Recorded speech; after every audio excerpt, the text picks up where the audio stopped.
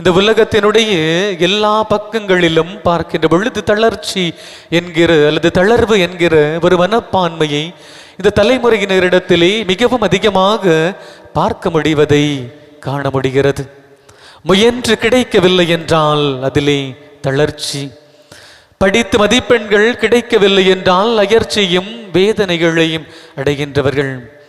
அதே போல போராடி வெற்றி பெற முடியவில்லை என்றால் மனதளவிலே தளர்ச்சியை அடைகின்ற மனிதர்களை ஏராளம் பார்க்கின்றோம். அதே போல ஜெபத்திலும் ஜெபித்தது கிடைக்கவில்லை என்றால், நம்முடைய ஜெபம் கேட்கப்படவில்லை என்றால், நம்முடைய நம்பிக்கையிலே, நம்முடைய அடிப்படை விசுவாசத்திலே தளர்ச்சியை நம்முடைய கிறிஸ்தவ வாழ்விலே பார்க்க முடிகிறது. அன்னை தெரசாளினுடைய வாழ்க்கை நமக்கு ஒரு உதாரணமாக கொடுக்கப்படுகிறது. அன்னை தெரசாள் இந்த இந்திய மண்ணிலே அந்த ஒரு ஆசிரியராக பணியாற்ற வேண்டும் என்கிற ஆசையோடு இந்த இந்திய மண்ணிற்கு அவர் வருகின்றார். ஆனால் அவர் பணி செய்கின்ற இடத்திலே பார்த்த காட்சிகளும் அவர் பார்த்த அந்த நிகழ்வுகளும் அவருடைய உள்ளத்தையும் அவருடைய பாதையையும் மாற்றி, அவருடைய பணி வாழ்வு என்பது இப்படி ஒரு ஆசிரியராக மாணவர்களுக்கு போதிப்பதோடு முடிந்துவிடக்கூடாது என நினைத்து தன் இருந்த அந்த துறவர சபையை விட்டு வெளியில் வருகின்ற பொழுது தன்னுடைய கைகளிலே 5 ரூபாயும் 2 தன்னுடைய பழைய ஆடைகளோடு வருகின்ற பொழுது அந்த அன்னை தெரசாளிடத்திலே ஒரு பெண்மணியானவள் கேட்கின்றாள், எந்த நம்பிக்கையில், யார் உங்களுக்கு பாதுகாப்பு தருவார்கள் என்கிற நம்பிக்கையிலே நீங்கள் சேர்ந்த சபையை விட்டு வெளியில் வந்தீர்கள்?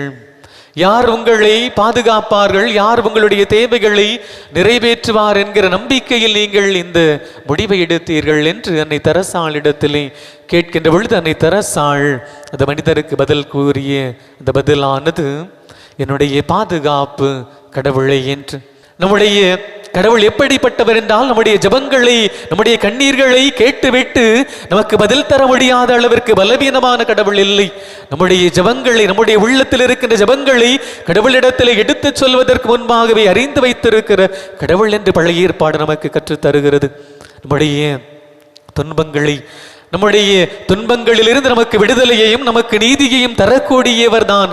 நாம் ஓடி வருகின்ற பொழுதே நம்மை வாரி அணைத்து நம்மை அரவணைப்பவர் தான் நம்முடைய கடவுளாக இருக்கிறார். எனவே நம்முடைய கடவுள் ஒன்றும் காது கேட்காதவர் அல்ல, அல்லது இறுகிய மனதை கொண்டவர் அல்ல. மாறாக நம்முடைய துன்பங்களில் நம்மை அரவணைத்து நம்மை மடியிலே தாங்குகின்றவர், நம்முடைய காயப்பட்ட தருணங்களிலே தோளிலே சுமப்பவர் தான் நம்முடைய கடவுள் என்பதை தான் இன்றைய வழிபாடு நமக்கு உணர்த்துகின்றது. நாம் தொடர்ந்து ஜெபிப்போம். இறைவனே நமக்கு பாதுகாப்பு.